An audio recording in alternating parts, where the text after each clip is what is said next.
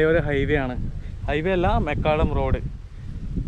കിടിലൻ സ്ഥലമാണ്. പറഞ്ഞറിയിക്കാൻ പറ്റാത്തൊരു ഫീലാണ് ഇവിടെ വന്നേ. പിന്നെ വാവ്, അവിടെ എല്ലാം മൂടൽ മഞ്ഞ് കയറിക്കൊണ്ടിരിക്കുകയാണ്. ഇതാണ് ഫ്രണ്ട് വ്യൂ.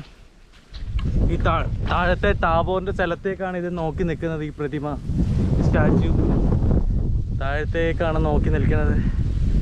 വാവ്, അടിപൊളിയാണ് ഗൈസ്, അടിപൊളിയാണ്.